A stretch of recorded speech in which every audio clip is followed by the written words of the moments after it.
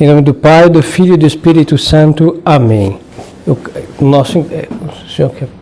A questão é 649. Então vamos a partir desta lição ver da essência da instituição e dos fins do santo sacrifício da missa. A primeira questão, 649. Deve-se considerar-se a Eucaristia só como sacramento? Aí diz o catecismo, a Eucaristia não é somente um sacramento, é também o sacrifício permanente da nova lei, que Jesus Cristo deixou à sua igreja para ser oferecido a Deus pelas mãos dos seus sacerdotes. Então, quando nós vemos o sete sacramentos, um deles é a Eucaristia. Agora, na Eucaristia é o seguinte, quando nós temos a confecção desse sacramento, a gente tem o sacrifício da missa. E quando a gente tem a recepção do que foi confeccionado, nós temos o sacramento da Eucaristia. Entende? A Eucaristia é o sacrifício. Quando se diz o sacrifício, então não existe outro sacrifício na nova lei. Antigamente tinha vários sacrifícios que estão lá no Antigo Testamento, certo?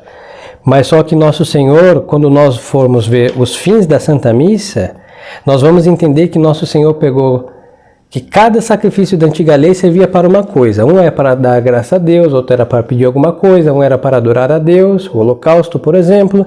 Então Nosso Senhor pegou todas as 4 finalidades e colocou só no seu sacrifício único. Por isso não se faz sacrifícios no sentido de fazer algo, um rito para adorar a Deus, a Santa Missa, para agradecer a Deus, uma Santa Missa, para pedir graça a Deus, uma Santa Missa.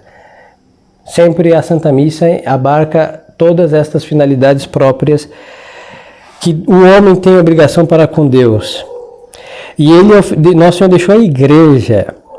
Por isso aqui nós temos que fazer uma observação, o seguinte, existe missa válida fora da igreja? Sim. Por exemplo, a Igreja Cismática do Oriente, eles têm sacerdócio verdadeiro e logo a missa é verdadeira. Mas só que, ao estarem fora da Santa Igreja, esta missa não é agradável a Deus, enquanto que são o quê? Sacrifícios oferecidos fora do corpo místico de Cristo. Entende? A gente tem que ter cuidado porque isso serve para nós, que hoje todo mundo está desesperado por uma missa tradicional. E existem certos cismáticos, por exemplo, chamados véteros católicos. Eles não aceitaram o Concílio Vaticano I. Tirando este dogma da infalibilidade pontifícia, as outras demais coisas eles creem como nós. Mas por não terem fé neste dogma, eles não são católicos. Aí tem gente que nesse desespero por missa tradicional assiste, porque muitos deles, ou vários, rezam a missa tradicional também. Então tem que ter cuidado com isso, não é assim a missa. Pois é, tem missa no cisma, tem missa válida na heresia também, mas são não agradáveis a Deus porque são feitas por pessoas que usurparam poder ao sair da igreja e mantendo o exercício do seu sacerdote. Então Nosso Senhor deixou a sua igreja. E para ser oferecido pelas mãos dos sacerdotes, ou seja, o sacrifício é oferecido, sempre foi, até os pagãos tiveram essa concepção, que os sacerdotes oferecem o sacrifício. Então, quando os senhores pedem missa, os senhores estão pedindo para quê? Para que o padre ofereça o sacrifício da missa nas intenções pessoais que cada um tem, almas do purgatório, saúde, expiar pecados, etc. Tudo que nós podemos pedir rezando, nós podemos pedir na Santa Missa. Qualquer intenção que se possa pedir em oração, qualquer uma delas. Pois então, mas quem vai oferecer aquele sacrifício? O sacerdote. Porque só ele tem poder de fazer um sacrifício pelo sacramento da ordem, que o faz apto para oferecer um sacrifício a Deus. Então aqui nós vamos ver melhor, mas só para deixar claro, para a validade do sacrifício é preciso que tenha o sacerdócio válido, o sacramento da ordem. Agora, para que esse sacrifício seja lícito, conforme a lei de Deus e da igreja, é preciso que este sacrifício seja oferecido dentro da igreja católica.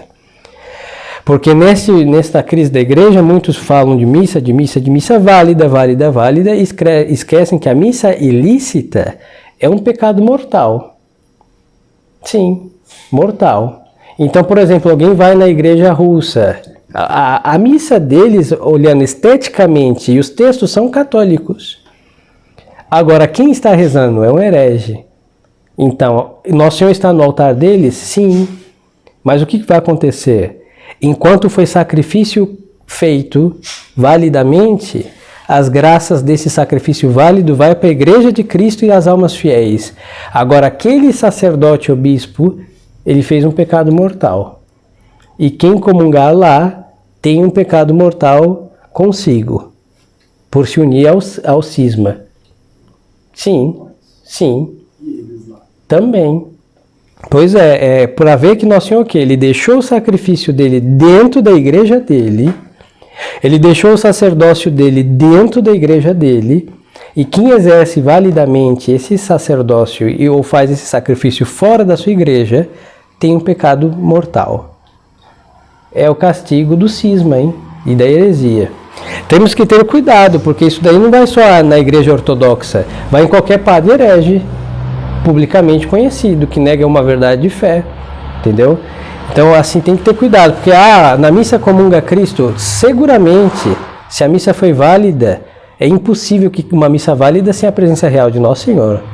Agora, temos que ter também presente que não é somente a presença real, que não é pouca coisa, é toda a legislação por detrás que faz um sacrifício feito conforme Deus quis que fora feito, na fé que Ele deixou e na igreja que Ele instituiu também.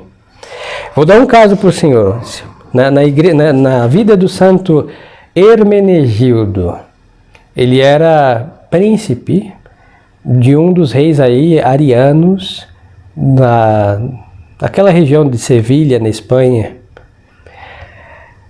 O pai dele era ariano, uma heresia que negava a divindade de Cristo. Chegou a Páscoa. Os arianos só negavam, como se fora pouca coisa, né? Negavam somente, ou seja, uma verdade essencial da fé, que Cristo era Deus. Mas chegou a Páscoa, como prática católica, com aspas, até as cordilheiras, tinha que comungar. E o pai mandou prender o próprio filho, porque o filho era católico. Estava na prisão, então chamou um bispo ariano, que levou o Santíssimo Sacramento para o seu filho comungar. Ele tinha que comungar, ele era batizado. E aí o que Santo Hermenegildo fez? Ele adorou o Santíssimo, ou seja, ele fez a genuflexão dele, porque Cristo estava na Sagrada Hóstia, consagrada por este infeliz bispo herege, mas ele se recusou a comungar. E sabe o que aconteceu? O pai mandou arrancar a cabeça do próprio filho. Mártir do Santíssimo Sacramento e da íntegra fé católica. Não podemos comungar validamente num rito ilícito. É o preço da coerência. E ele é um mártir por isso.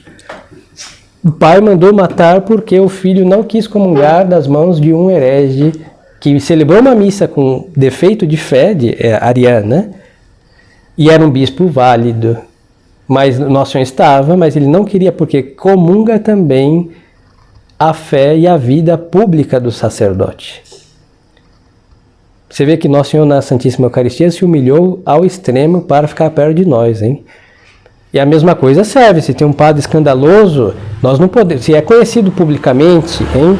Seja o escândalo que for, de matéria de fé e de moral, por pia e devotamente que ele celebre, se é conhecido publicamente, não se comunga na missa dele. Porque nos bons tempos da igreja ele estaria proibido de exercer o sacerdócio. Como não temos uma autoridade que sentencie desse modo, o que a gente faz? Com bons cristãos, não vamos lá. Porque só temos a perder, mesmo recebendo Nosso Senhor, mas vem um pacote inteiro do que ele pregou, os erros doutrinários, do que ele crê, heresias, da vida que ele leva, escândalo e dúbia pelo menos. Então é muito sério a questão da recepção do Santíssimo Sacramento. Mas então, em que consiste em geral o sacrifício? O sacrifício em geral consiste em oferecer a Deus uma coisa sensível e destruí-la de alguma maneira para reconhecer o supremo domínio que Ele tem sobre nós, Ele, Deus, né, tem sobre nós e sobre todas as coisas. Então, assim, o homem sempre, por ser um animal religioso, ofereceu alguma coisa para uma divindade, seja ela verdadeira, seja ela falsa. Os senhores podem pegar todos os povos antigos, todos. Existia alguma imagem, algum fogo aceso e algum animal sendo queimado, ou grãos queimados naquele fogo, incenso queimado. Por quê? Ao destruir um elemento, uma vela, por exemplo, a vela tem uma conotação de sacrifício. Ao deixar aquela vela lá aos pés do crucifixo acesa, eu estou reconhecendo, ao ser destruída, estou reconhecendo o supremo domínio de Deus sobre as coisas. Então o homem sempre ofereceu sacrifícios a Deus, ao verdadeiro e aos falsos também, reconhecendo o supremo domínio que Deus tem sobre as coisas. E tem que ser algo sensível, porque o homem não pode oferecer como vai destruir uma coisa invisível? Como vai destruir uma coisa que não pode ser tocada, vista ou... Então tem que ser um elemento sensível, tangível. Ou um animal, nesse caso, é mais... Na ideia de animal, de sacrifícios, o animal seria mais nobre. Por quê? Porque é uma vida que se dá para reconhecer a Deus Supremo, Senhor da vida. Então nós vamos ver que existiam sacrifícios no Antigo Testamento de incenso, de pães que se deixava lá no templo de Moisés, na tenda de Moisés e no templo de Salomão. Existia o sacrifício das lamparinas, que Deus mandou acender 7 lá perto da Arca da Aliança. E Deus mandou oferecer sacrifício de animais também. Então se pegava e matava o animal, e ao oferecer a Deus aquela vida, se reconhecia o soberano poder, a soberania de Deus sobre todas as vidas. Pois então, como se chama o sacrifício da nova lei? O sacrifício da nova lei chama-se Santa Missa. Por quê? Porque Deus, para agradar, Deus se oferece a Deus. É verdade que no Antigo Testamento foi Deus que legislou, mas o que acontece? Eram coisas vis e simples. O que é um animal diante de Deus? Nada.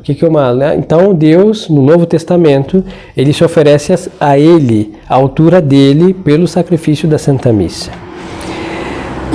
Questão 652.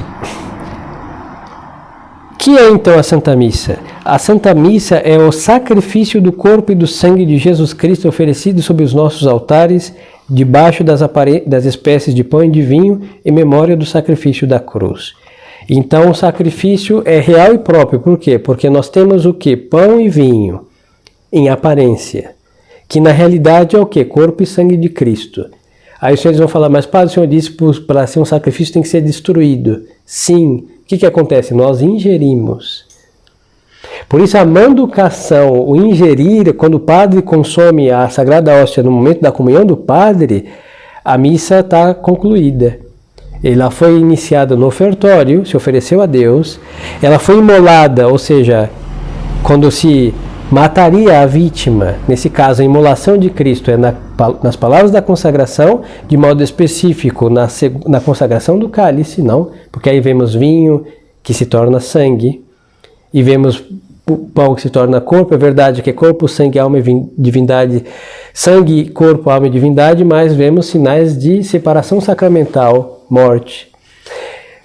E depois, quando é ingerido pelo sacerdote, a consumação da vítima. Nosso Senhor não é destruído, mas as espécies sacramentais são ingeridas, e ao serem ingeridas mostram um sacrifício inteiro, um oferecimento, imolação e consumição da vítima. Aí diz o catecismo, então, é um sacrifício oferecido em nossos altares, e por isso vai falar debaixo das espécies, ou seja, aparência de pão e vinho. E o que este sacrifício da missa está fazendo? Aqui usa a palavra memória, mas não vamos somente falar que é uma lembrança da cruz, que é muito mais, porque faz o que aconteceu na cruz acontecer agora. Os senhores assistiram à missa, então qual a diferença da cruz e da missa? Nenhuma.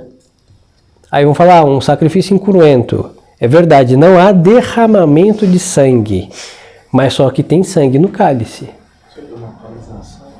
Isso, perpetuar no tempo. Então cada missa faz ecoar o único sacrifício de Cristo no tempo. Por isso as missas, se os senhores falam, numericamente, são várias.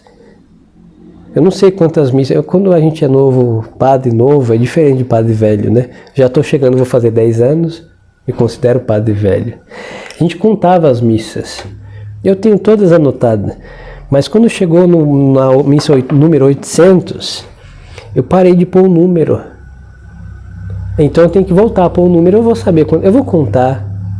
Aí eu digo para os senhores, pois então, eu rezei tantas missas. Sei lá quantas, não sei quantas. Graças a Deus, desde o dia que eu fui ordenado até hoje, eu rezei todas as missas que eu pude. Todos os dias, pelo menos uma. Mas então, numericamente são diferentes. Eu devo ter, sei lá, 5.000 missas, outro tem 10, outro tem 20.000 missas rezadas em vida. Perfeito. Agora, todas essas missas são uma só missa.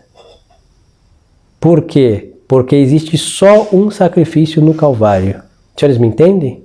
Dá um curto-circuito no cérebro. Mas depois do curto-circuito, o fio entra no lugar e acende a luz da fé. Porque Cristo morreu uma só vez. Verdade que morre real e verdadeiramente no sentido sacramental nos nossos altares? Sim. Mas só que toda missa faz o quê? O Calvário ecoar no tempo. E qual é a voz qual é o ato que ecoa? A morte de Cristo e a sua ressurreição também. Então é uma missa, a missa celebrada por Cristo. Desde a missa que ele celebrou em realidade foi depois da última ceia. Mas Cristo, o que ele fez na última ceia? Ele antecipou a cruz, porque não pode existir missa sem cruz. Então, como ele não havia ainda morrido, ele antecipa a cruz. Agora, depois da sua paixão e morte de cruz, toda missa perpetua a cruz. Me entende? Então, a única missa que foi antes da paixão de Cristo, mas foi um sacrifício, foi a primeira que ele rezou ao instituir o sacramento e o sacrifício e o sacerdócio, depois da última ceia. Mas depois que ele morreu na cruz, todas as missas de São Pedro, São Paulo, Santo Antão, Santo Antônio, todos os santos e sacerdotes validamente ordenados ecoa o único sacrifício de Cristo no templo. Magnífico isso, hein? Assim que, qual a diferença nossa e de Maria Madalena aos pés da cruz? Nenhuma. Ela viu o quê? Blasfêmias, ela ouviu cuspes saindo, judeus falando estupidezes. Nós não vimos isso, graças a Deus. Mas o ato é o mesmo. Cristo na cruz, Cristo em cima do nosso altar, a mesma vida, o mesmo Senhor, a mesma divindade, a mesma humanidade, o mesmo sangue das veias, é o mesmo.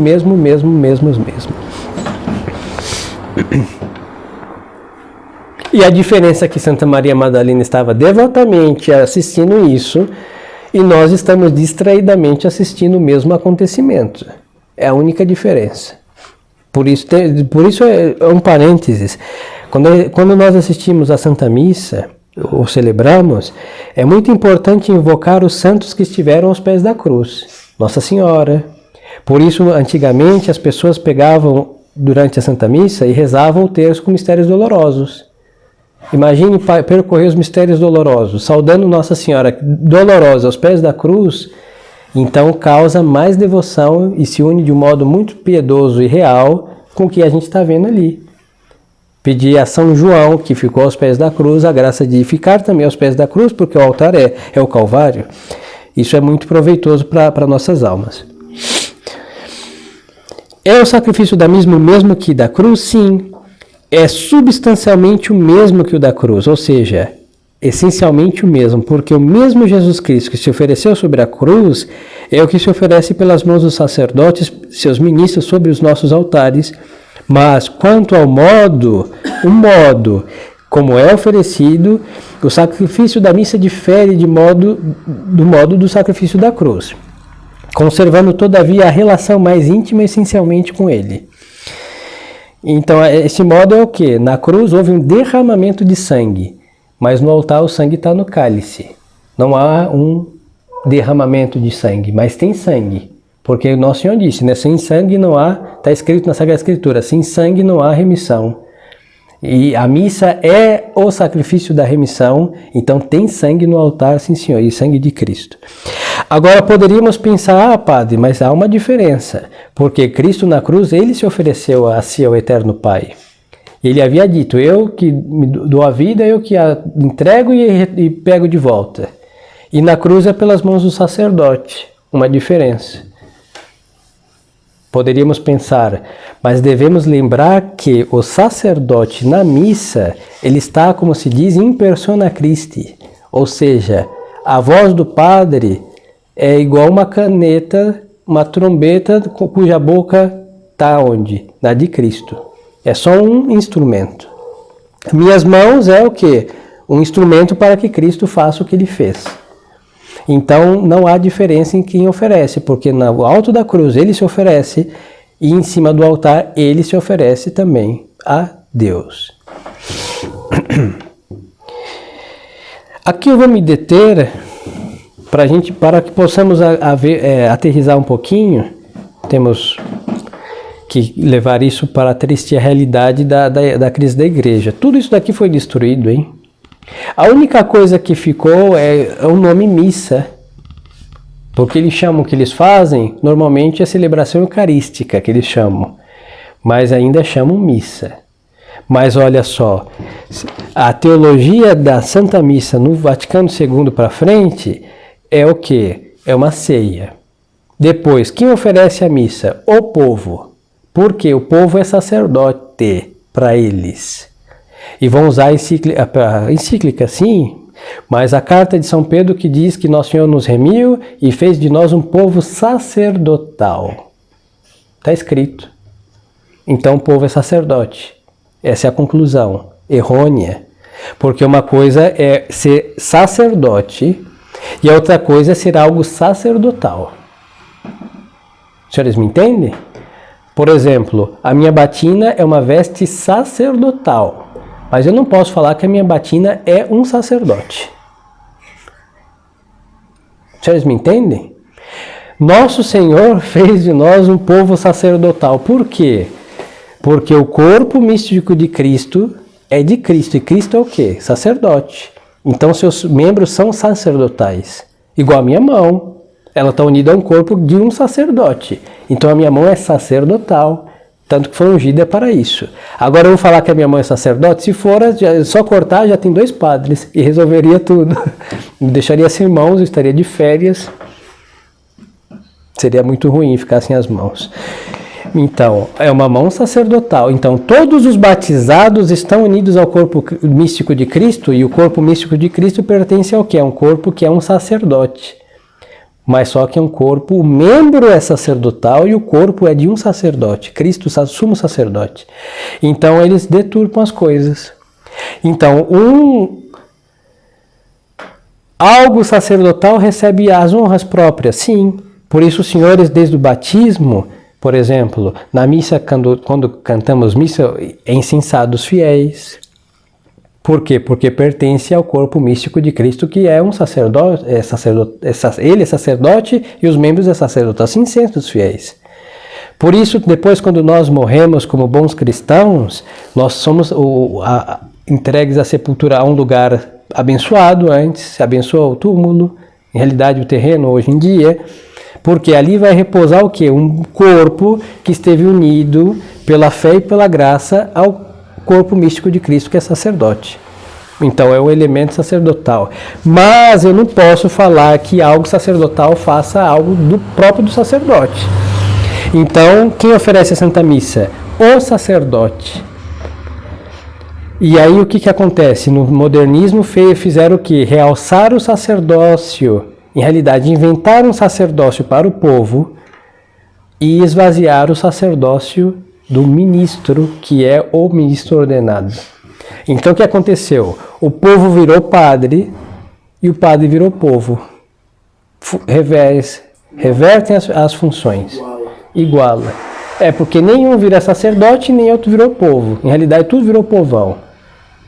Aí, por exemplo, quando a batina vai embora, não é uma questão de pastoral. É porque o povo não usa batina na rua. Então, quem são os que fazem isso? A minoria. Depois, a língua vulgar. O povo não sabe latim, eles têm que participar e quem participa tem que entender, tem que interagir. Vamos colocar o quê? O português ou o inglês, cada um na sua língua nacional. Enquanto para nós, a missa é para quem?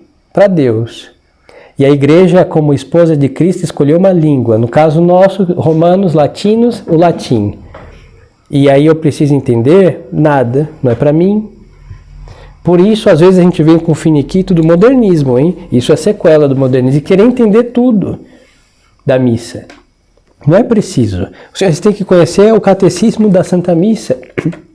Temos que conhecer. Agora, saber a tradução do cânon, da epístola, é proveitoso? Muito. Mas é necessário para participar? Não, porque por quase 2000 anos, os católicos não sabiam a tradução, hein? Se a gente perguntar para a nossa bisa, talvez ela sabia o que era Dominus Vobiscum somente. Primeiro que nem ouvia. Os senhores imaginam a Basílica de São Pedro lotada, o Papa, o senhor conheceu, o Papa lá no altar dele, uma distância de metros e metros. E o que vai acontecer?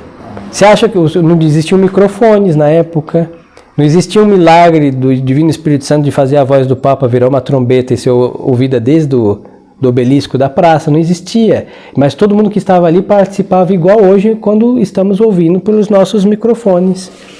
Então, há uma confusão das coisas. Então, para o povo participar no sentido mais ativo, eles dessacralizaram o sacerdócio e desacralizaram a ação sacerdotal por excelência, que é a Santa Missa, e aí divinizaram o povo. Por isso, missa sem povo na Missa Nova não tem sentido. E olha, não é só, antes já havia coisas estranhas, porque, por exemplo, quando nós rezamos o breviário sozinho, nós dizemos Dominus Vobiscum antes das orações. Aí, com a reforma de João 23, não se diz Dominus Vobiscum, porque o padre está sozinho, segundo eles. Se diz Domini exaudi oratione mea, Senhor, escutai a minha oração. Aí é interessante, sabe por que o padre diz Dominus Vobiscum? Porque o padre não está sozinho, nunca. É a união do corpo místico. Quando o padre está rezando o breviário, é a igreja que está rezando o breviário por todos os seus membros. Então eu não estou sozinho. Os senhores veem? Aí se algum padre modernista ou piedoso do modernismo resolve rezar a missa nova, isso tem que ser assim, olha, uma piedade ao 220, um holofote de piedade. Ele vai dizer o quê? O Senhor escuta a minha oração. Porque eles também acabam confundindo esta questão da comunhão dos santos. Ninguém reza a missa sozinho. A missa é um ato público da igreja. Mas o quê? O que falta para que eu possa dizer o Senhor esteja convosco? O povo. Sem povo, o Senhor escuta a minha oração. Com o povo, o Senhor esteja convosco. Vocês estão me entendendo? Então o povo é o quê? Um elemento essencial na cabeça do modernismo. Sem povo não tem missa propriamente dita. Então vemos que não é a mesma coisa. E tudo isso daí que eu disse deles, eles que dizem deles mesmos, e quem foi o que pariu este monstro? Martim Lutero. Ele que pariu esse monstro, hein? Então isso é protestantismo cru e nu. Assim, é vergonhoso só de pronunciar essa doutrina. Totalmente acatólica e fuzilada de cima a baixo pelo Concílio de Trento. Então isso não é católico de modo algum. Pode ser a missa rezada pelos arautos, com órgão de tubo que vibra até as sobrancelhas, e com incenso do rei Baltazar, que eles conseguem dar lá do baú da Santíssima Virgem. Pode estar com a seda feita com os melhores bichos de seda, no mármore Carrara, que você pode lamber o chão e está mais limpo que os nossos pratos, mas a missa nova é isso daí. Pode ser em latim, pode ser em grego, pode ser a orquestra sinfônica melhor tocando. É um macaco vestido de seda, ele continua sendo o quê? Um macaco. Então a heresia vestida de beleza litúrgica, ela é o quê? O macaco herético.